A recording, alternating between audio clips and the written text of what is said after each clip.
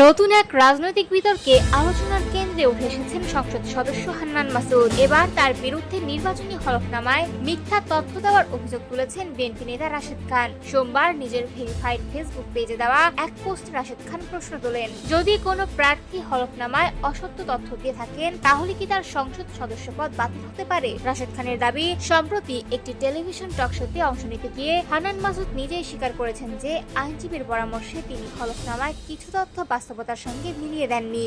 ভবিষ্যতে ব্যবসা বাণিজ্য ও আয়কর সংক্রান্ত বিষয়ে সুবিধা পাওয়ার উদ্দেশ্যেই এমন পরামর্শ দেওয়া হয়েছিল বলেও অভিযোগ করেন তিনি। রাশেদ খানের ভাষ্য অনুযায়ী হান্নান মাসুদ তার হলফনামায় উল্লেখ করেছেন যে তার কোনো স্থাবর সম্পদ নেই, অথচ বিভিন্ন সময়ে দেওয়া বক্তব্য এবং বাস্তব পরিস্থিতির সঙ্গে সেই তথ্যের মিল পাওয়া যাচ্ছে না বলে দাবি করেন তিনি। এই প্রসঙ্গে রাশেদ খান নির্বাচন কমিশনার আবুল ফজল মোহাম্মদ সানাউল্লাহর একটি পুরনো বক্তব্য তুলে ধরেন। সেখানে বলা হয়েছিল, কোনো প্রার্থী হলফনামায় মিথ্যা তথ্য দিলে নির্বাচন কমিশন ভোটের পরও বিষয়টি তদন্ত করতে পারে। অভিযোগের সত্যতা প্রমাণিত হলে প্রার্থিতা বাতিল হওয়ার পাশাপাশি সংসদ সদস্য পদ হারানোর বিধান রয়েছে। পোস্টে রাশেদ খান আরো দাবি করেন, হান্নান মাসুদ অতীতে ব্যক্তিগত আর্থিক সংকটের কথা উল্লেখ করেছেন, এমনকি স্ত্রীর সেমেস্টার ফি পরিশোধের জন্য ধার নেওয়া এবং নতুন বাড়ি নির্মাণে অর্থ সংকটের কথাও বলেছেন। এসব বক্তব্যের সঙ্গে হলফনামায় দেওয়া তথ্যের সামঞ্জস্য নিয়ে প্রশ্ন তুলেছেন তিনি। তবে এসব অভিযোগের বিষয়ে হান্নান মাসুদের পক্ষ থেকে আনুষ্ঠানিক কোনো প্রতিক্রিয়া